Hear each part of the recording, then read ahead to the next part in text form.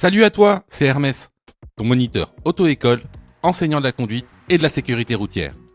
Aujourd'hui, je te propose un examen complet du code de la route, commenté et corrigé. Allez, on perd pas de temps, on commence tout de suite.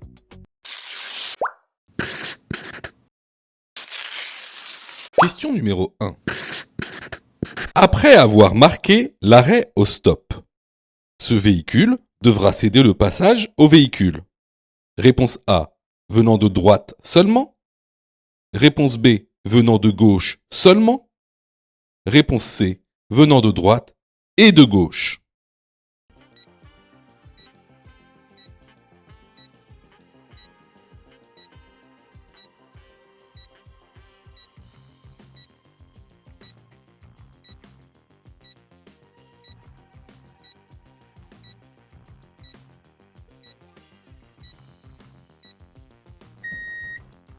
Alors, lorsque tu marques l'arrêt et un stop, il faudra que tu cèdes le passage aux véhicules qui viennent de gauche et de droite. Par exemple, si tu veux tourner à gauche, il va falloir céder le passage aux véhicules qui viennent de la gauche, avec bien sûr toujours un contrôle gauche, et également aux véhicules qui viennent de droite, avec un contrôle droit. Et là, tu vas me dire, ah bah oui, mais si on tourne à droite, on n'a pas à céder le passage aux véhicules qui viennent de droite. C'est inutile. Eh ben si. Pourquoi? Parce qu'il pourrait tout simplement y avoir, par exemple, un véhicule qui en dépasse un autre. Et donc, ce véhicule qui en dépasse un autre, tu devras également lui céder le passage. Donc, pour répondre à la question, ce véhicule devra céder le passage aux véhicules venant de droite et de gauche. La bonne réponse ici est la réponse C. Question numéro 2. Mon véhicule a plus de 4 ans. Je dois réaliser le contrôle technique tous les 2 ans. Oui, réponse A. Non, réponse B.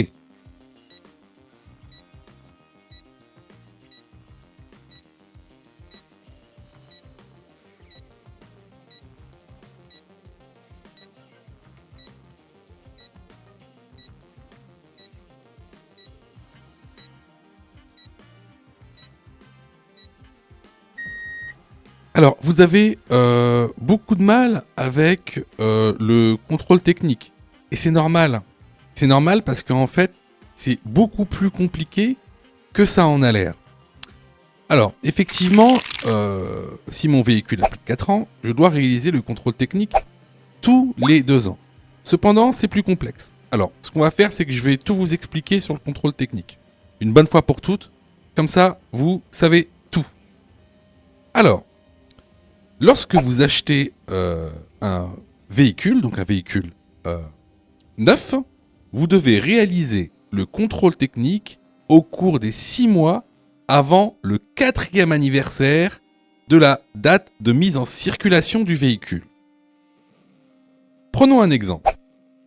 Imaginons que votre véhicule a été mis en circulation le 1er octobre 2020.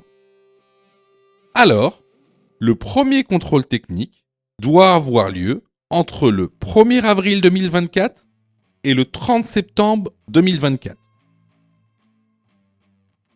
Ensuite, qu'est-ce qui se passe après cette date?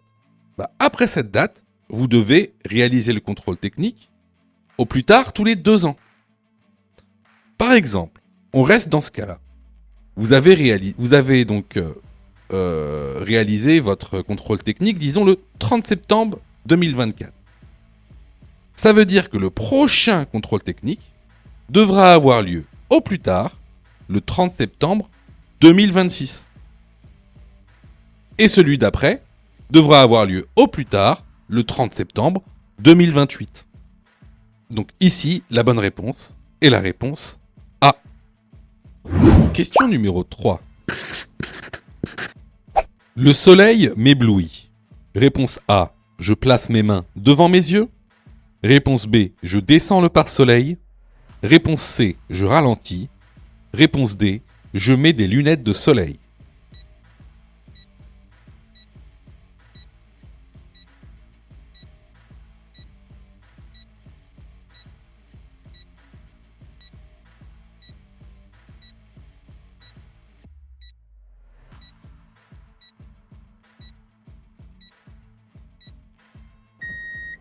Alors, ça vous arrivera très souvent de vous faire éblouir par le soleil lors de la conduite.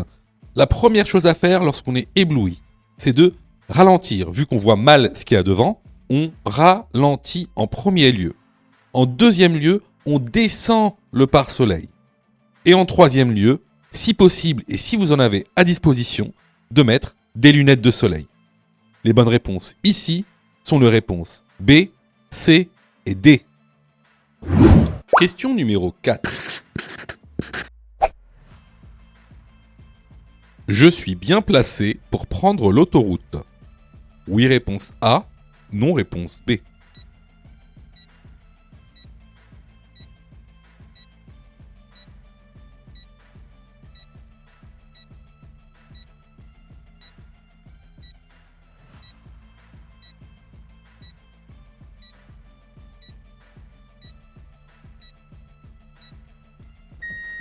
Alors, il faut que tu saches que quand tu t'engages dans un carrefour à sens giratoire, il y a des procédures à suivre.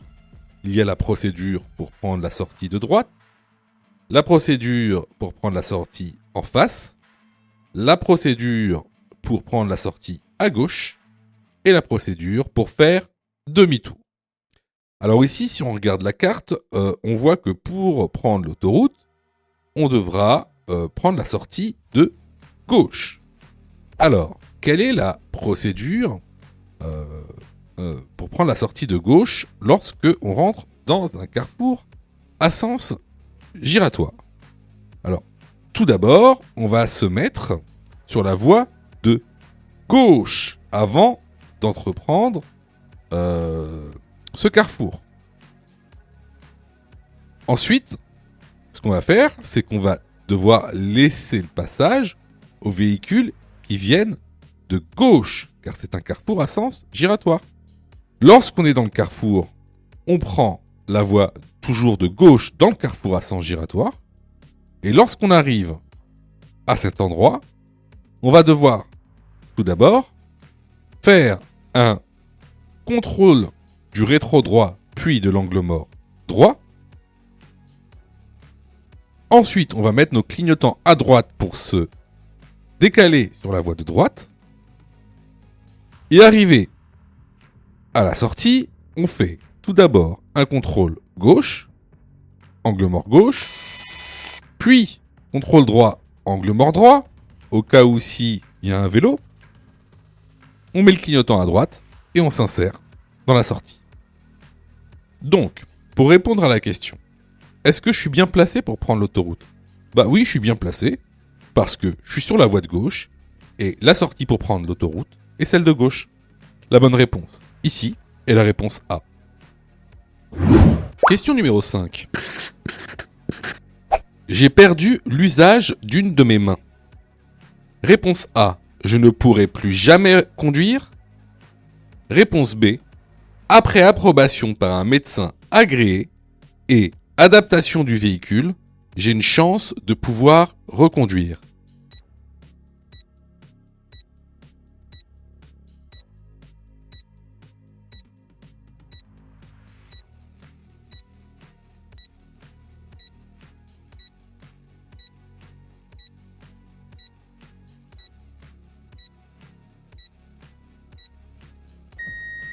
Alors, si vous perdez l'usage d'une de vos mains ou même d'un de vos membres, sachez que vous avez une possibilité de pouvoir reconduire. C'est pas automatique. Ça dépendra de l'approbation par un médecin agréé par la préfecture. Une fois que vous avez cette approbation, vous allez pouvoir reconduire après avoir adapté votre véhicule à votre handicap par une société spécialisée. Vous pouvez pas le faire vous-même. Alors à quoi ça ressemble? Bah vous voyez, ça ressemble par exemple à cette photo. Ou alors à celle-ci. Celle-là. Ou encore celle-ci.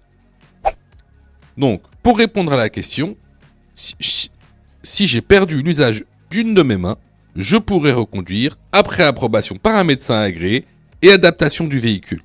La bonne réponse est la réponse B. Question numéro 6.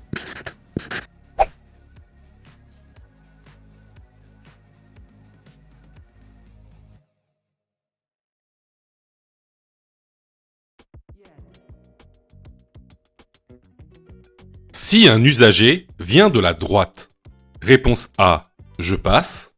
Réponse B, je cède le passage.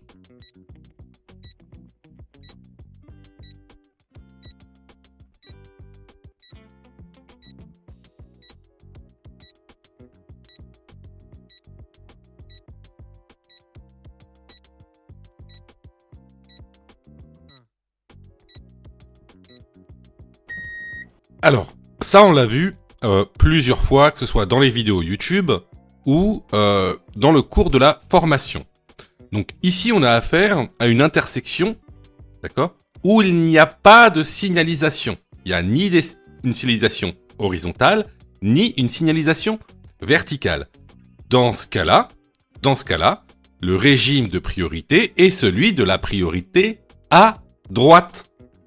Donc, je dois céder le passage au véhicule venant de droite, s'il y en a, bien sûr. Donc, ici, la bonne réponse est la réponse B. Question numéro 7.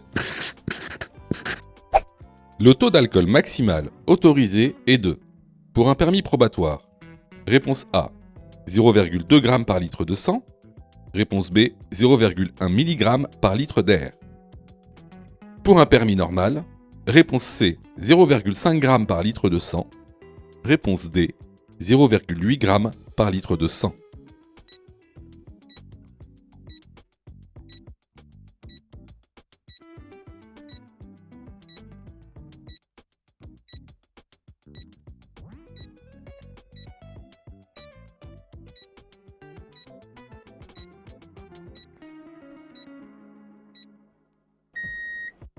Alors, ça, c'est vraiment une question de cours qu'il faut apprendre par cœur. Je vous conseille vraiment de vous former. On a mis en place une formation. Vous pouvez aller la voir. Elle est en lien dans la description de la vidéo. C'est vraiment des questions qui sont très récurrentes à l'examen du code de la route, nouvelle réforme. Alors, comme vous le voyez sur ce document de cours, donc pour un permis normal, le taux maximal autorisé d'alcool est de 0,5 g par litre de sang. Ce qui correspond à 0,25 mg par litre d'air expiré. Pour un probatoire, par contre, la limite est plus basse. Elle est de 0,2 g par litre de sang, soit 0,1 mg par litre d'air expiré. Alors, si vous regardez bien, tu vas peut-être me dire, bah oui, mais c'est 0,5 g ou c'est 0,8 g, par exemple, pour un permis normal. Alors, le taux maximal autorisé avant contravention, par exemple pour un permis normal, il est de 0,5 g par litre de sang. Mais il y a un taux qui est délictuel. Ça veut dire qu'il y a un taux qui est de 0,8 g par litre de sang, que vous soyez dans un permis normal ou probatoire. Si vous dépassez les 0,8 g par litre de sang, là, cette infraction n'est plus une contravention, mais un délit. Ah! Et là, tu vas me dire, bah oui, mais c'est quoi la différence entre une contravention et un délit? Alors ça, c'est important quand même à savoir.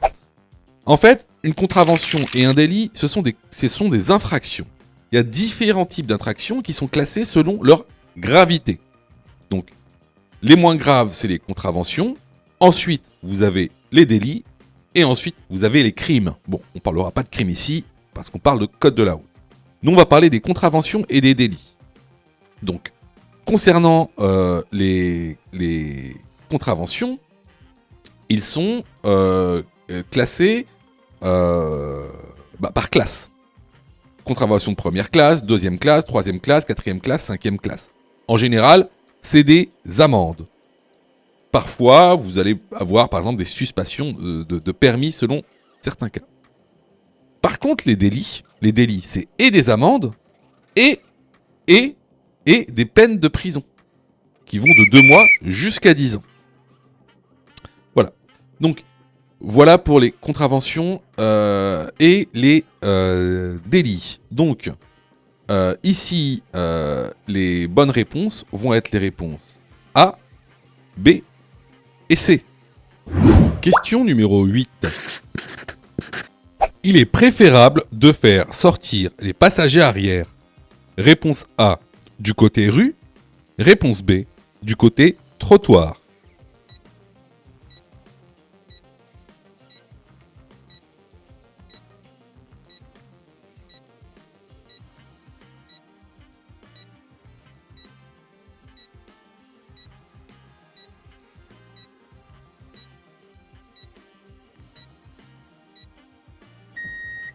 Alors là, c'est une évidence, hein. Pour des raisons de sécurité évidentes, il sera toujours préférable de faire sortir les passagers arrière du côté trottoir, afin d'éviter tout simplement une collision avec une voiture lors de l'ouverture de la porte.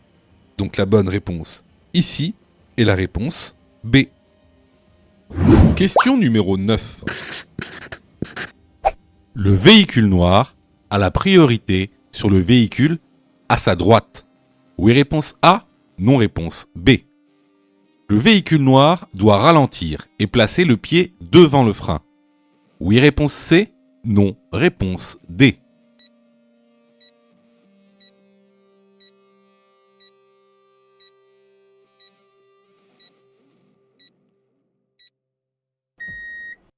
Alors, ici, comme tu le vois, on est sur une intersection. On est sur une intersection qui est gérée par une signalisation verticale. Ici, un stop. Regarde aussi le véhicule à droite. La personne qui a dans le véhicule à droite ne regarde pas à sa gauche. Elle ne regarde pas vers le véhicule noir. Et ça a toute son importance. Alors, regarde l'animation qui arrive. Ici, le véhicule à droite a un stop. Cela veut dire qu'il doit laisser la priorité au véhicule sur l'intersection. Ici, le véhicule noir. Donc le véhicule noir a la priorité sur le véhicule à droite. Cependant, regarde bien, donc la dame ne regarde pas le véhicule noir. Donc là, le véhicule noir a tout intérêt de ralentir et de placer le pied devant le frein en passant cette intersection par mesure de sécurité.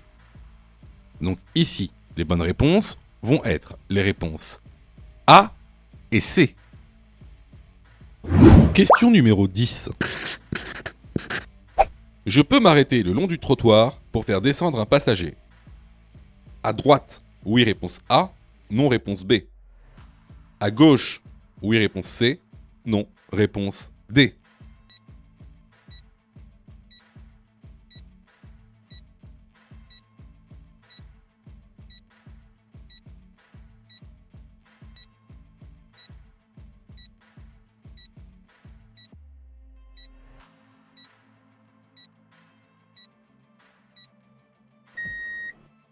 Alors, regardez bien à droite.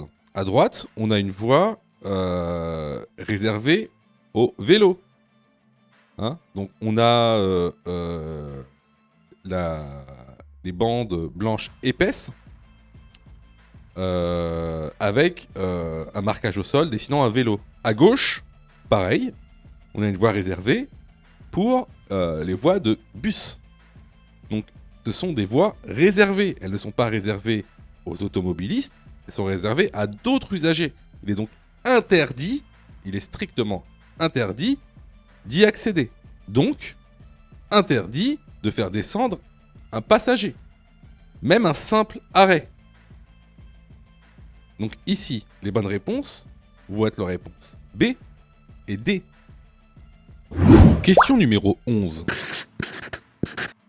Je roule à 85 km/h en période probatoire. Réponse A, je suis en infraction. Réponse B, je respecte la vitesse réglementaire.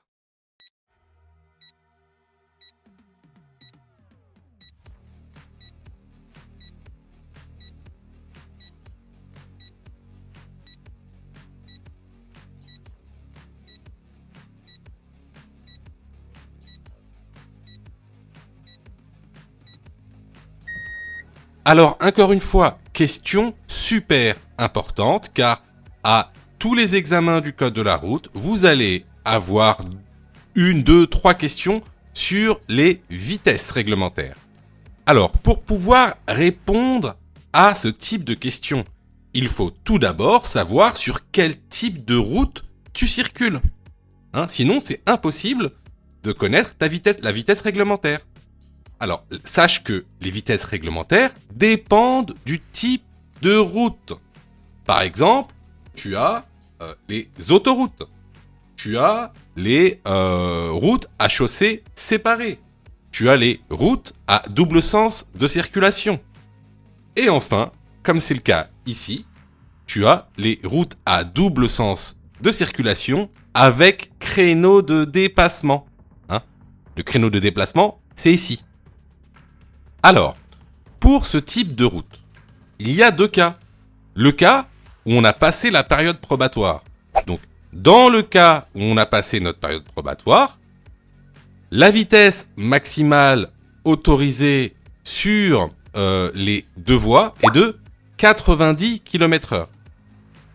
Et la vitesse maximale autorisée sur la simple voie est de 80 km/h. Ça, c'est quand tu as passé ta période probatoire. Mais quand tu es en période probatoire, c'est différent. La vitesse maximale autorisée sur les 2 voies est de 80 km/h et la vitesse autorisée sur la simple voie est également de 80 km/h. Donc, pour en revenir à la question, ici, on roule sur une route à double sens de circulation avec créneau de dépassement. Tu es en période probatoire, donc la vitesse maximale autorisée est de 80 km/h. Tu es donc en infraction. La bonne réponse ici est la réponse A. Sais-tu que Mon Code de la route est aussi une plateforme pédagogique qui te permet de passer ton examen du code à partir de seulement 9,90 €. Et on a même conçu, spécialement pour toi, un programme qui te permet d'obtenir ton code en un temps record. C'est le programme Mon Code en 10 jours.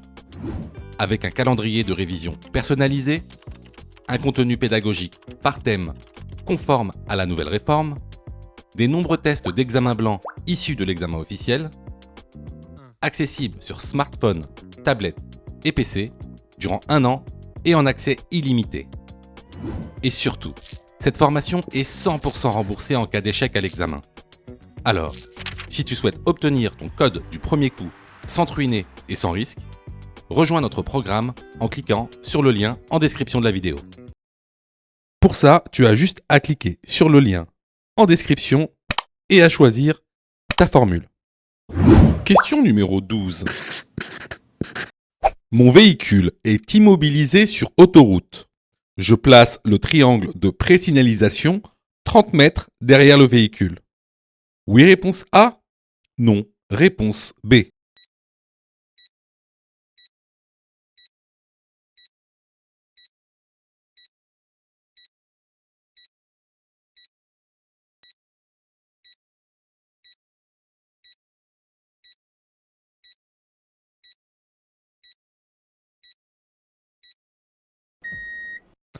Alors, j'aime beaucoup cette question parce qu'en fait, ça montre si tu connais réellement ton code de la route ou pas.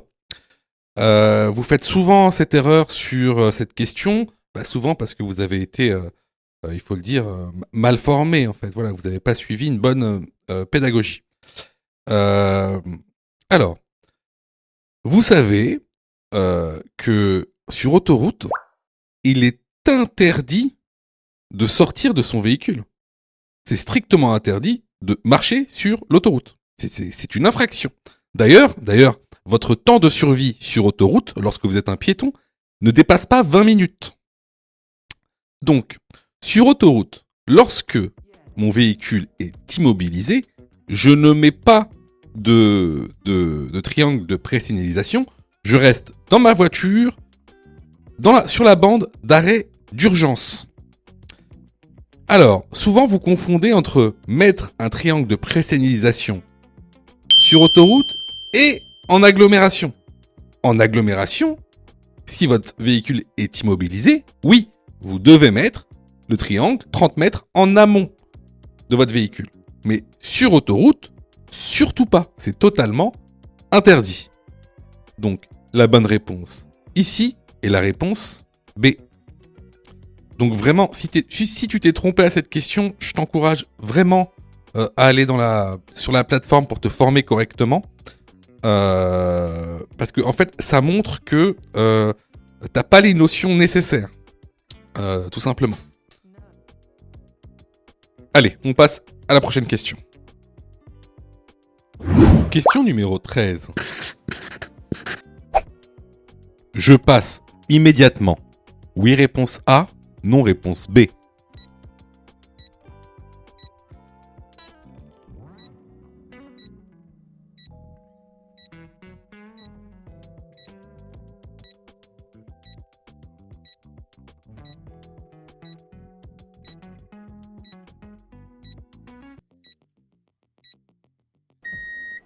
Alors, ici, encore une fois, question facile.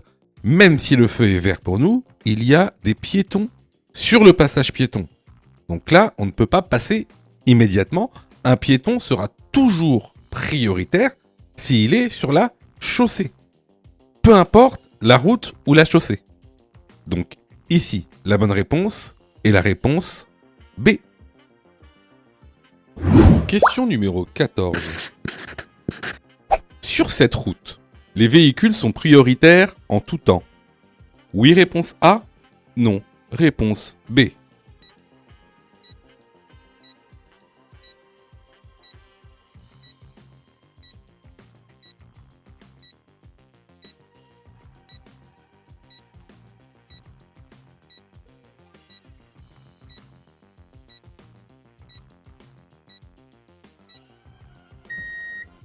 Alors, c'est une question qui est très intéressante. Ici, on a un feu sur lequel est posé un panneau de priorité. Donc, ce panneau, généralement, il indique une route prioritaire.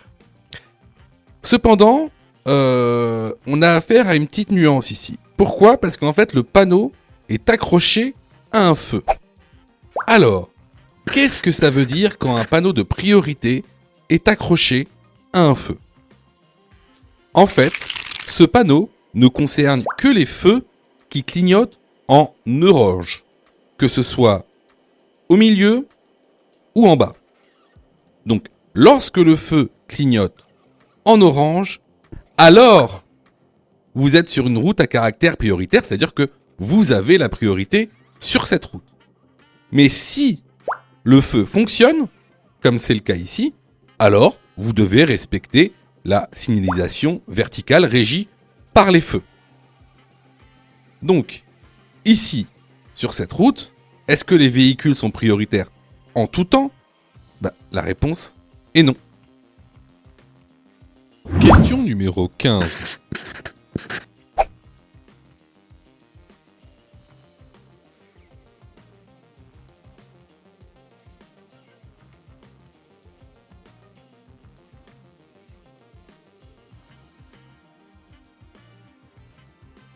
Je peux dépasser le véhicule blanc. Oui, réponse A. Non, réponse B.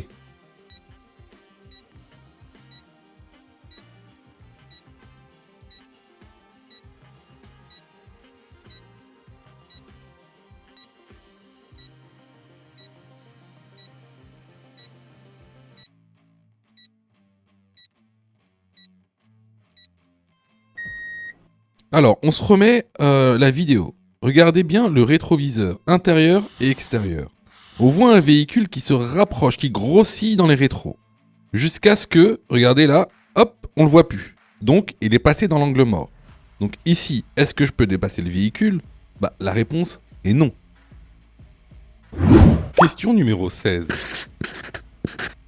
Laisser un enfant seul dans un véhicule est réponse A, approprié.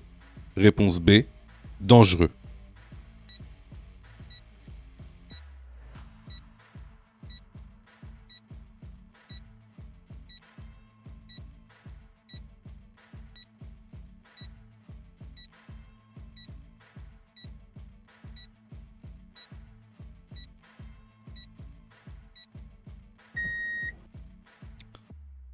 Bien sûr, laisser un enfant seul dans un véhicule est dangereux. Il pourrait, par exemple, utiliser les commandes du véhicule si les clés sont toujours sur le contact.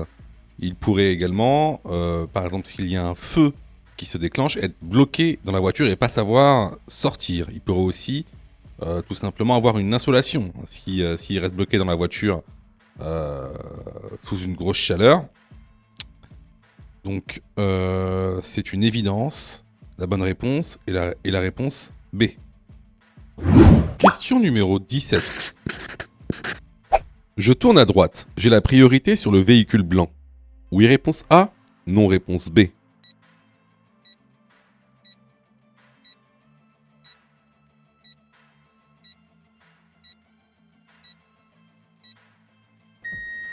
Alors ici, on a affaire à une intersection qui n'est pas gérée par une signalisation.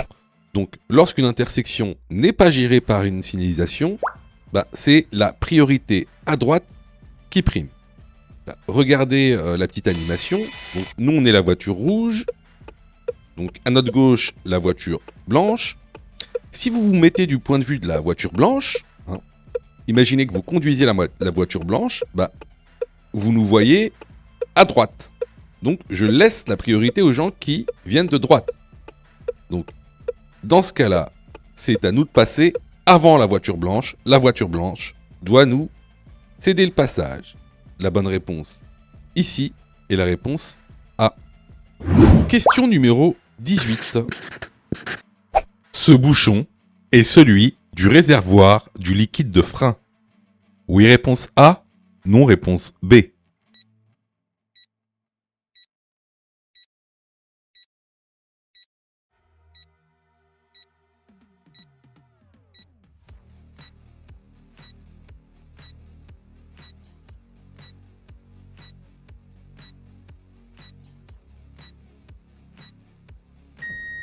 Alors, effectivement, un bouchon noir avec des écritures jaunes, c'est généralement le bouchon du liquide de frein. Ici, pour en être sûr, on voit que, regardez, qu'est-ce qu'il y a ? Il y a le pictogramme du liquide de frein. Donc, ici, ce bouchon est bien celui du réservoir de liquide de frein. La bonne réponse est la réponse A. Je vois que tu es super motivé pour avoir ton code. Alors, soutiens la chaîne en t'abonnant et surtout en activant les notifications afin d'être prévenu des dernières vidéos mises en ligne. Question numéro 19. En cas de long trajet, je dois prendre une pause toutes les 2 heures. Oui, réponse A. Non, réponse B.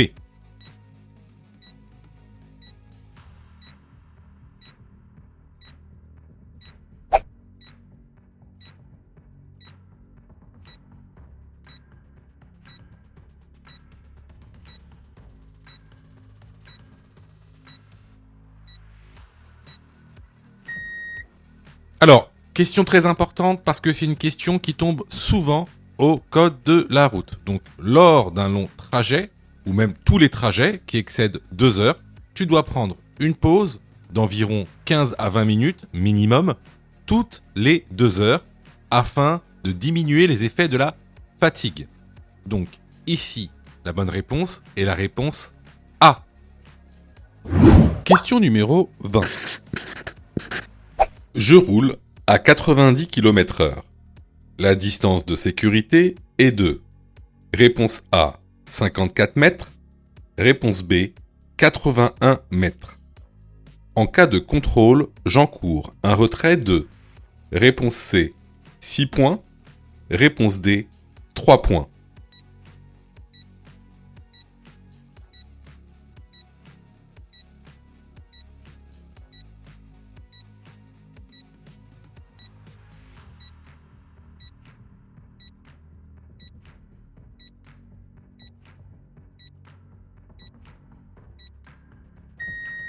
Alors, n'oubliez pas, c'est une notion qu'on a vue plusieurs fois, que ce soit dans la formation ou même les vidéos YouTube. La distance de sécurité, c'est la distance minimale réglementaire qui te sépare d'un autre véhicule. En tout cas, du véhicule qu'il y a devant toi. Cette distance correspond à la distance parcourue pendant 2 secondes. cette distance de sécurité, elle se calcule. Et tu dois savoir la calculer pour passer ton code. Comment on fait ? On prend la vitesse, ici 90 km/h. On extrait la dizaine. Ici, la dizaine, c'est 9. Et on multiplie ce chiffre par 6. Ce qui nous donne ici 54. Donc, à 90 km/h, la distance de sécurité est de 54 mètres. Si tu ne respectes pas cette distance de sécurité réglementaire, c'est une contravention de 4e classe, tu encours 3 points sur ton permis de conduire et également une amende de 135 €. Donc, ici, les bonnes réponses vont être les réponses A et D.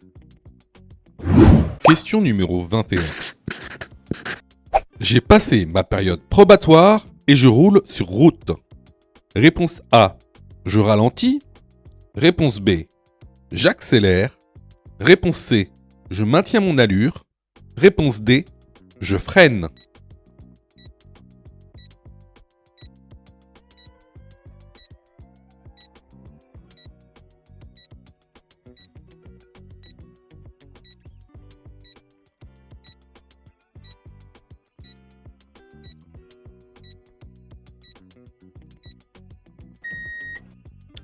Alors ici, avant toute chose, avant de savoir si on doit ralentir, freiner, accélérer ou maintenir son allure, ce qu'il faut savoir, c'est connaître la vitesse maximale autorisée. Pour connaître cette vitesse maximale autorisée, il faut d'abord que je sache où je roule. Alors ici, on roule sur route, comme le dit l'énoncé, mais on roule sur une route à chaussée séparée. Donc, comme vous le savez, je vous remets le document de cours concernant les vitesses maximales autorisées. Hors probatoire sur route à chaussée séparée, la vitesse maximale autorisée est de 110 km/h. Donc on sait que la vitesse maximale autorisée dans ce contexte est de 110 km/h. Actuellement, on roule à 105 km/h comme le montre le compteur. Alors, il y a une autre chose à voir, c'est que lorsqu'on regarde le rétro, on s'aperçoit qu'une voiture nous dépasse. Dans ce cas-là, la vitesse maximale autorisée est de 110 km/h. Donc, il n'y a aucune raison d'accélérer, surtout qu'une voiture nous dépasse. Pourquoi ralentir, vu qu'on est à la bonne vitesse ? Freiner ici n'apportera rien à l'affaire. Donc, ici, la bonne réponse est la réponse C. Je maintiens mon allure, je laisse le véhicule derrière moi me dépasser. Question numéro 22. Je suis témoin d'un accident avec dommages corporels. Je propose de l'eau aux blessés pour les hydrater. Oui, réponse A. Non, réponse B. En premier lieu, je contacte les secours afin d'être secouru rapidement. Oui, réponse C. Non, réponse D.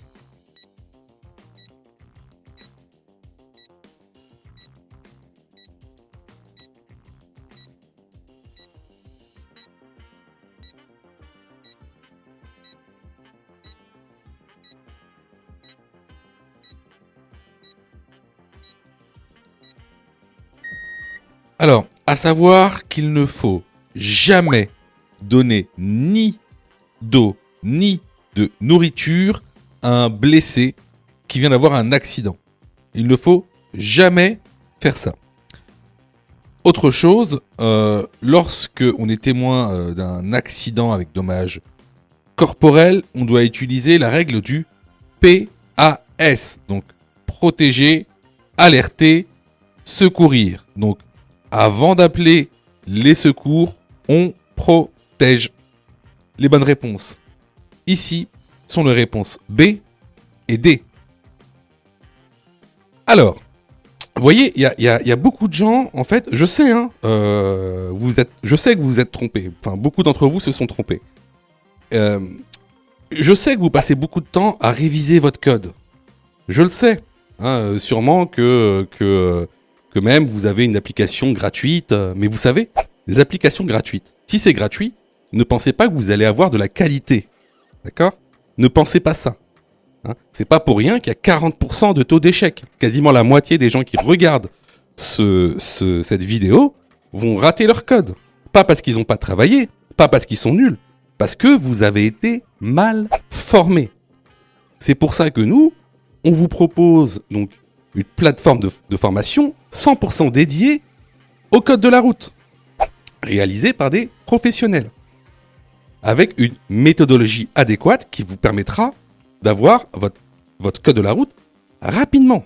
En plus de ça, vraiment ça coûte pas cher. Vous pouvez commencer à vous former pour 9,90 €. Ça c'est la formule la plus basse. Sinon, vous pouvez même choisir la formule Mon code en 10 jours. Et avec cette formule, vous êtes 100% remboursé si vous ratez votre code. Simplement en envoyant la preuve de votre échec. Donc voilà, moi un petit conseil que je vous donne, surtout si vous êtes trompé à cette question, allez dans la plateforme, formez-vous correctement, vous allez voir, ça va bien se passer. Question numéro 23. Pour stationner en pente, il est préférable A. D'enclencher la première vitesse, B. De garder les roues droites, C. De tirer fortement le frein à main.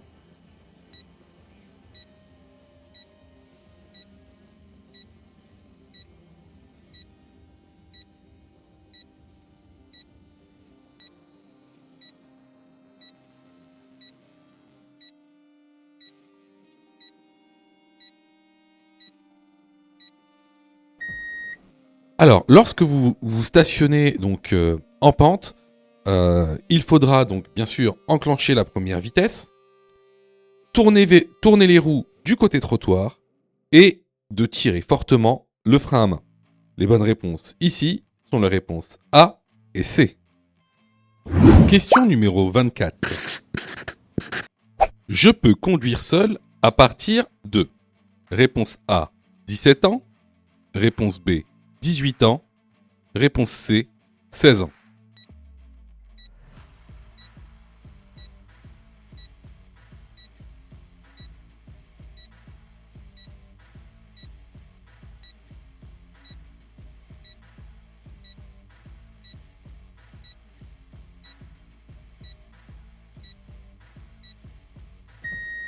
Alors, depuis janvier 2024, la réglementation a changé. Aujourd'hui, donc, on peut commencer à conduire à 17 ans. C'est-à-dire qu'une fois, vous pouvez passer votre permis de conduire à 17 ans, et donc, si vous l'avez, conduire seul à 17 ans. Ce qui n'était pas le cas avant janvier 2024. Donc, la bonne réponse ici est la réponse A. Question numéro 25. L'indice le plus important étant réponse A en A, réponse B en B.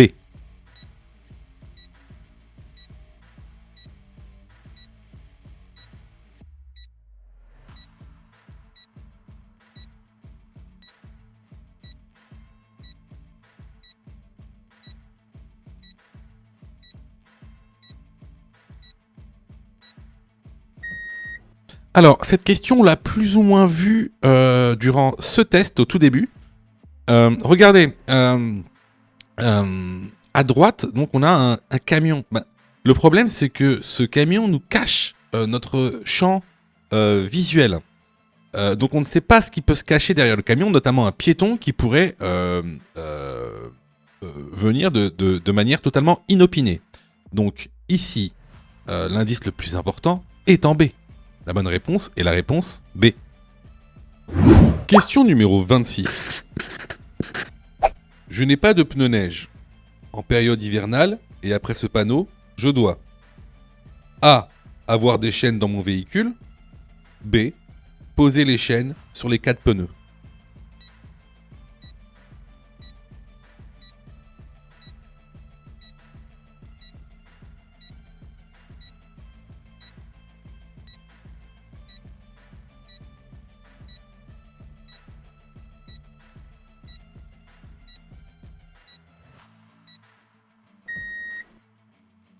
Alors, la période dite hivernale, c'est du 1er novembre au 31 mars.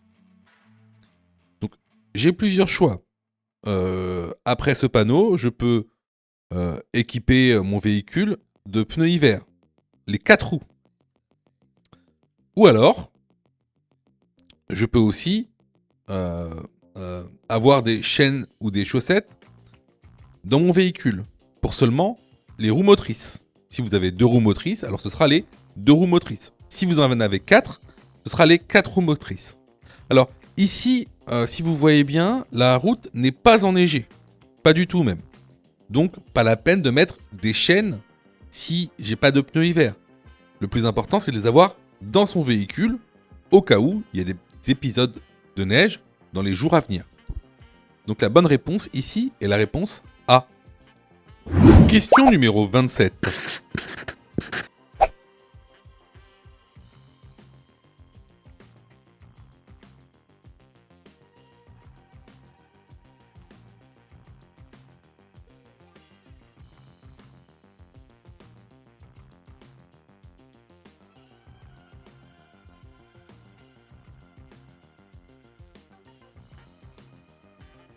Cette conduite est A. Dangereuse, B. Autorisée, C.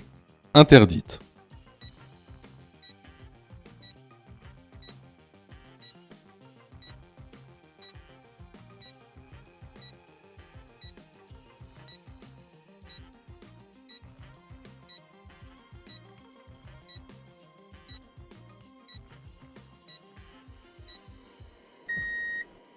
Alors là, vraiment, c'est tout ce qu'il faut pas faire en conduisant. Alors, on va remettre la vidéo depuis le début. Alors, regardez. Alors, là, pour l'instant, il est en train donc de dépasser le véhicule. Il roule à 131 km/h. Donc là, pour l'instant, rien de spécial. Il dépasse un véhicule, il a le droit. Par contre, là, regardez. Hop, on voit qu'il a passé une ligne de dissuasion. Passer une ligne de dissuasion, c'est totalement interdit. Une ligne de dissuasion est là pour vous dissuader de passer la ligne. Donc, vous avez le droit de dépasser un véhicule quand il y a une ligne de dissuasion, seulement si c'est un véhicule lent. Ici, les bonnes réponses sont les réponses A et C. Les vidéos sont totalement gratuites, donc abonne-toi pour aider la chaîne et surtout, active les notifications pour être prévenu des dernières vidéos et avoir ton code beaucoup plus rapidement. Question numéro 28. Le conducteur est soumis à une baisse de la vigilance plus importante. Réponse A, juste avant le lever du soleil. Réponse B, juste après le coucher du soleil. 3 heures de conduite prolongée de nuit équivaut à une alcoolémie. Réponse C, de 0,8 g par litre de sang. Réponse D, de 0,4 g par litre de sang.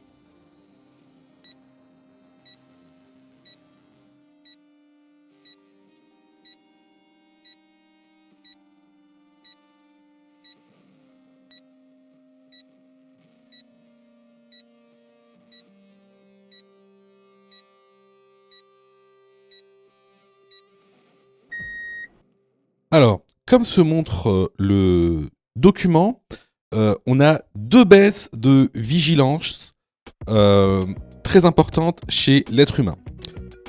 Tout d'abord, juste avant le lever du soleil, entre 2h du matin et 5h du matin.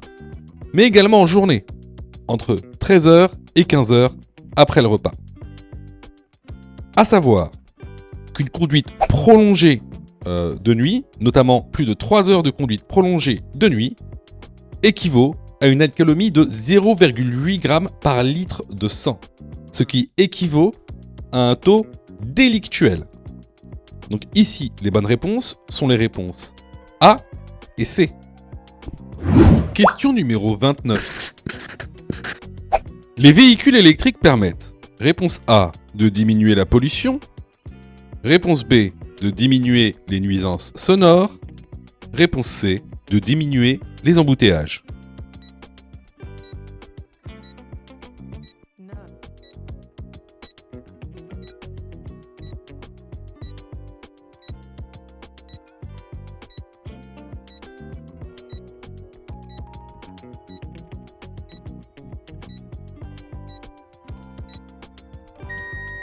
Alors bien sûr, un véhicule électrique va permettre de diminuer la pollution et également les nuisances sonores car il n'y a pas de moteur thermique. Par contre, ça ne permettra pas de diminuer les embouteillages. Les bonnes réponses ici sont les réponses A et B. Question numéro 30. L'ESP permet de maintenir sa trajectoire lors des freinages d'urgence. Oui, réponse A. Non, réponse B.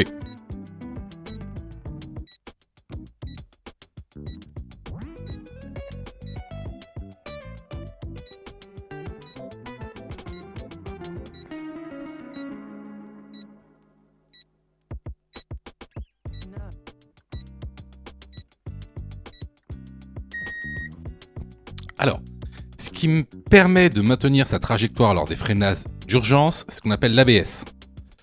Ça n'a rien à voir avec l'ESP. Alors, c'est quoi l'ESP ? En général, vous voyez, c'est un petit pictogramme comme ça, avec une petite voiture qui dérape. Ça veut dire quoi, déjà ? Ça veut dire Electronic Stability Program. C'est un système électronique, donc automatique, pour stabiliser le véhicule. Donc, l'ESP, lui, permet de maintenir sa trajectoire lorsque on a une perte de contrôle de la trajectoire, notamment quand on patine, quand on fait du patinage. Donc ici, la bonne réponse est la réponse B. Question numéro 31. Je suis écomobile si. Réponse A, je roule moins vite pour consommer moins. Réponse B, j'utilise les transports en commun. Réponse C, je pratique l'écopartage.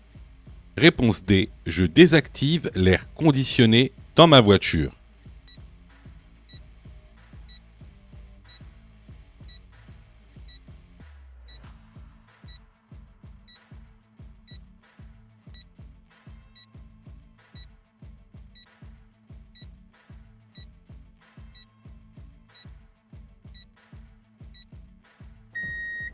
Alors, cette question concerne le thème de l'environnement.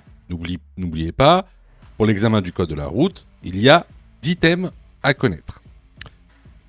Dans ce thème, on trouve les notions d'écomobilité. Alors, souvent, vous confondez écomobilité et écoconduite, qui sont deux choses différentes. L'écomobilité, c'est comment je me déplace, et l'éco-conduite, c'est comment je roule. Deux concepts différents. L'écomobilité, par exemple, c'est utiliser les transports en commun, pratiquer l'écopartage, pratiquer le covoiturage.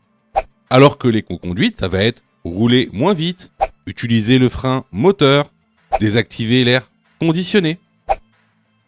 Donc, ici, je suis écomobile si j'utilise les transports en commun et je pratique l'écopartage. Les bonnes réponses ici sont les réponses B et C. Question numéro 32. Le feu est vert depuis un long moment. Dans cette situation, réponse A, je ralentis. Réponse B, j'accélère.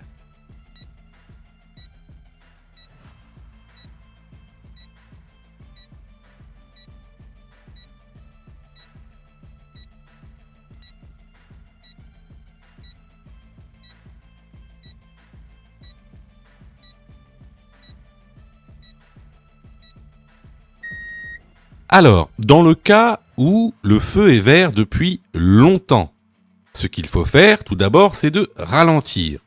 Et surtout, dans un deuxième temps, c'est de regarder sur les rétroviseurs intérieurs et extérieurs la distance qui te sépare avec les automobilistes derrière toi. Pourquoi ? Parce que en cas de freinage, on va dire inopiné ou brutal, il faut que tu saches s'il y a des voitures derrière toi et à peu près à quelle distance ils se situent. Donc ici, la bonne réponse est la réponse A. Question numéro 33.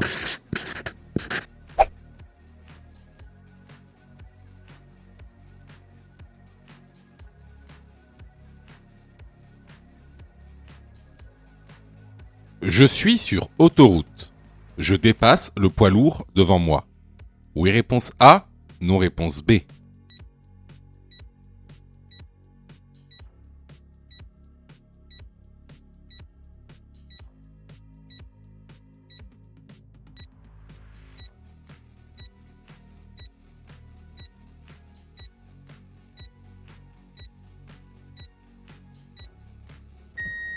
Alors, encore une fois, c'est une question qui va dépendre de la compréhension que vous avez de la question en elle-même. Et également de la réglementation du code de la route.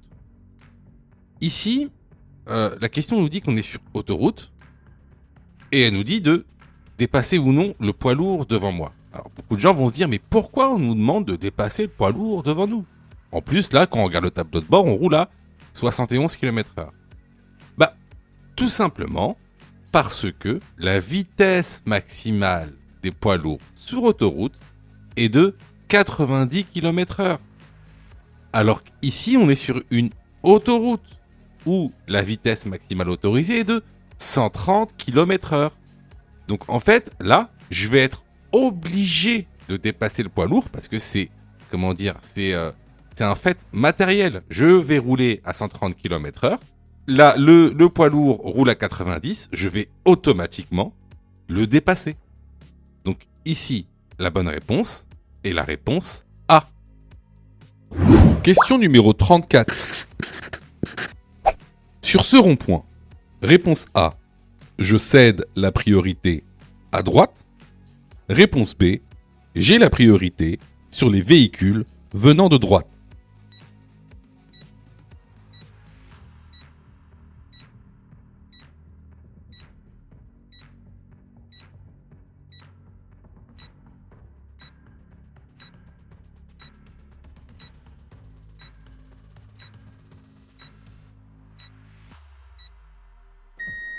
Alors, question super intéressante. Vous faites beaucoup d'erreurs sur ces notions-là. Alors, déjà, il faut connaître la différence entre un carrefour à sens giratoire et un rond-point. Ce sont deux choses totalement différentes. Alors, tout d'abord, le carrefour à sens giratoire. Vous voyez bien que lorsque vous rentrez dans un carrefour à sens giratoire, qu'est-ce que vous avez? Vous avez un panneau « Céder le passage ». Donc, vous devez céder le passage aux véhicules qui sont dans le carrefour à sens giratoire, qui viennent de gauche. Également, lorsque vous êtes à l'intérieur du carrefour à sens giratoire, également, vous avez la priorité sur les véhicules qui sont à votre droite. Pourquoi? Parce qu'ils ont eux aussi un panneau « Céder le passage ». Ça, c'est pour les carrefours à sens giratoire. Concernant les ronds-points, et notamment ici, les ronds-points sans signalisation. En fait, c'est comme une intersection. C'est une intersection sans signalisation. Donc là, contrairement au carrefour à sens giratoire, c'est la priorité à droite qui prime. Donc, lorsque vous rentrez dans un rond-point, vous avez la priorité sur les véhicules qui viennent de votre gauche, et quand vous êtes dans le rond-point, vous devez céder la priorité aux véhicules qui sont à votre droite. Donc, la bonne réponse ici est la réponse A. Je vous invite fortement à aller dans la formation. On vous expliquera tout. Clairement, si tu as répondu faux à cette question, ça montre... Alors, ça montre pas que t'as pas révisé. Je suis sûr que t'as passé beaucoup de temps à réviser, à faire des séries, mais ça montre que t'as pas les notions essentielles. Voilà. Que t'as été mal formé. Alors, je sais pas où tu as été formé, mais en tout cas, t'as été mal formé, parce que c'est une question de base. C'est vraiment une notion de base. Et puis, c'est bête de pas vouloir te former, parce que, par exemple, nous, on a mis en place une plateforme où tu peux te former à partir de 9,90 €. 9,90 € pour être formé correctement. En plus, si tu choisis de prendre la formule Mon code en 10 jours pour avoir ton code plus rapidement, t'es remboursé à 100% si tu échoues à ton examen. juste en montrant ta preuve d'échec. Voilà. Donc, écoutez, moi je vous conseille vivement de vous former, sachant que vous savez, ça coûte pas cher. Et en plus, si vous n'êtes pas prêt à mettre 9 euros ou 40 euros pour vous former correctement au code de la route, sachez que juste après, c'est le permis de conduire, c'est la conduite. C'est-à-dire que le permis de conduire coûte en moyenne 2000 euros à peu près. C'est 37 heures en moyenne d'heures de conduite pour obtenir son permis en France.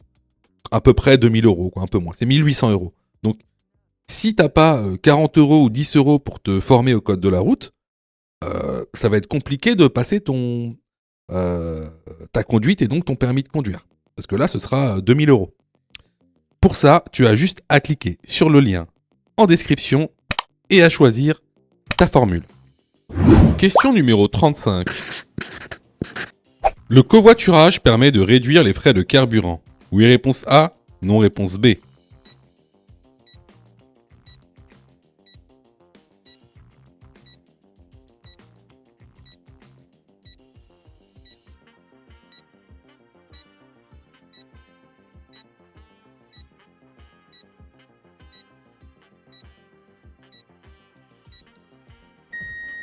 Alors bon, là, la réponse a été évidente. Effectivement, lorsqu'on est plusieurs dans une voiture à payer le carburant, alors ça réduit les frais de carburant pour chaque personne. Donc ici, la bonne réponse est la réponse A. Question numéro 36. Je viens d'acheter un véhicule d'occasion. Je dois renouveler la carte d'immatriculation dans un délai de réponse A, 2 semaines, réponse B, 2 mois, réponse C, 1 mois, réponse D, 3 mois.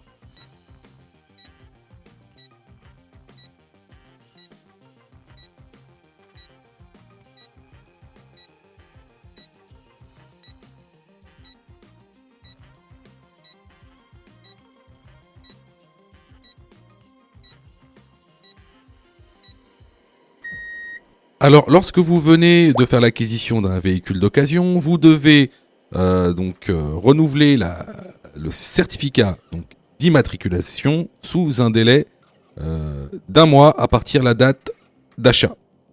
La bonne réponse ici est la réponse C. Question numéro 37. Pour effectuer un dépassement de nuit sur une route non éclairée, le conducteur doit allumer ses feux de route en A, réponse A, B, réponse B, C, réponse C.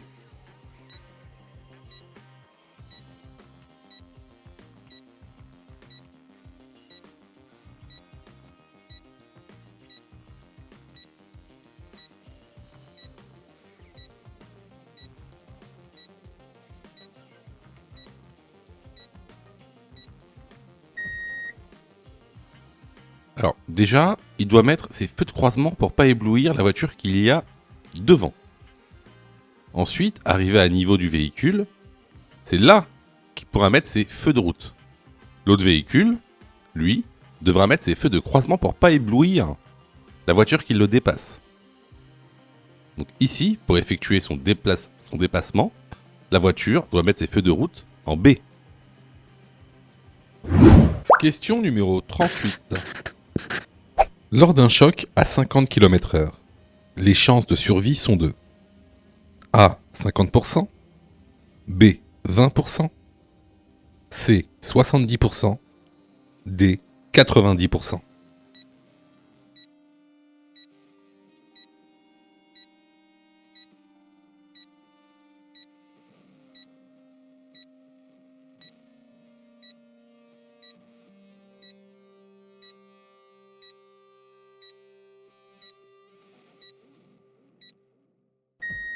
À 30 km/h, vos chances de survie sont de 90%.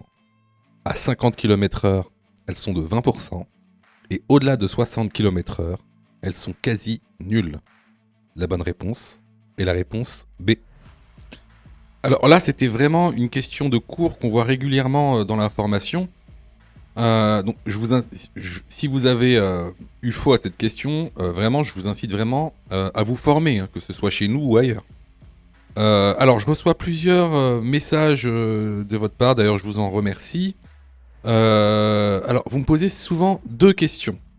Alors, la première, c'est quand est-ce que je suis prêt pour passer mon code? Et la deuxième, c'est est-ce que je dois suivre la formation? Alors, tout d'abord, on va répondre à la première question. Quand est-ce que tu es prêt pour passer ton code? Bah, c'est très simple.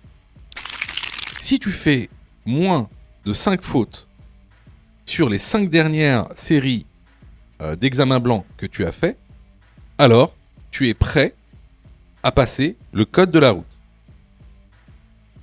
Donc attention, hein, ça veut dire que il faut que sur les 5 dernières séries que tu as faites, de manière consécutive, il n'y a pas une seule série où tu as fait plus de 5 fautes. Donc si tu as fait plus de 5 fautes à une seule série, il faut que tu continues à faire des examens blancs. La deuxième question. Est-ce que il serait mieux pour moi de prendre une formation? Alors, là, c'est pareil. Si tu fais 8 fautes ou plus sur les 5 dernières séries d'examens blancs que tu as faites, alors, il est vivement conseillé de te former.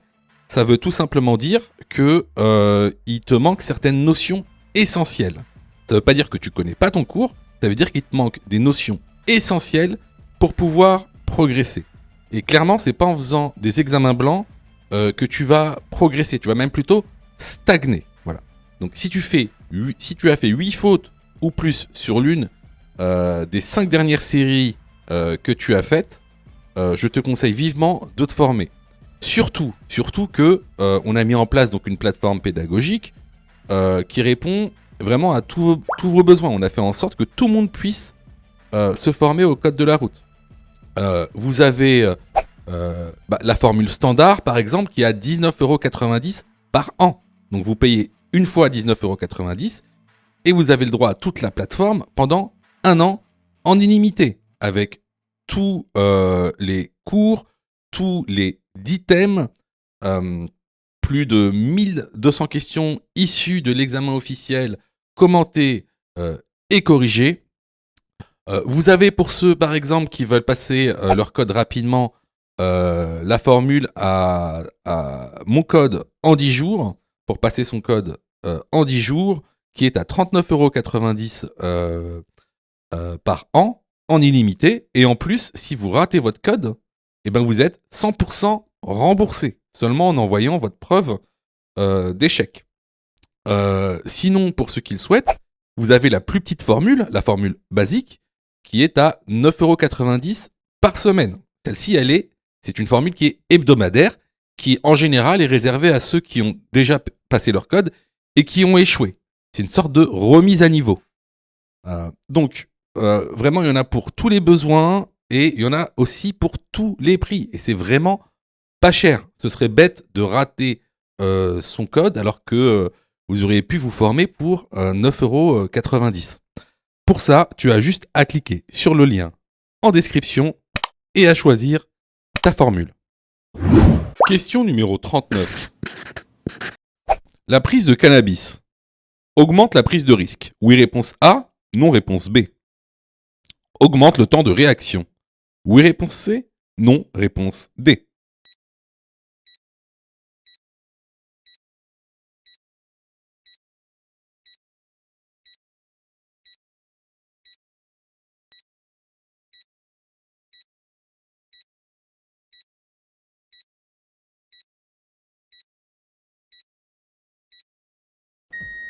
Alors effectivement, la prise de drogue en général, c'est-à-dire de stupéfiants, hein, c'est-à-dire de substances classées comme illicites, donc vont augmenter la prise de risque et vont augmenter le temps de réaction. Donc ici, les bonnes réponses vont être les réponses A et C. Question numéro 40. Je roule à 50 km/h. Ma vitesse est adaptée. Oui, réponse A. Non, réponse B.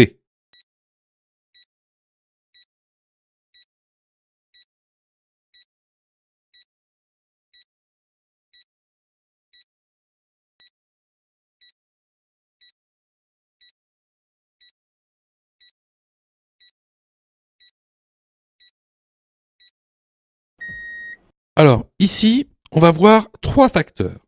Le premier facteur, c'est qu'on roule de nuit, donc avec une visibilité plus faible qu'en journée. La deuxième, regarde bien, c'est qu'on est en pente, donc ce qui augmente notre manque de visibilité.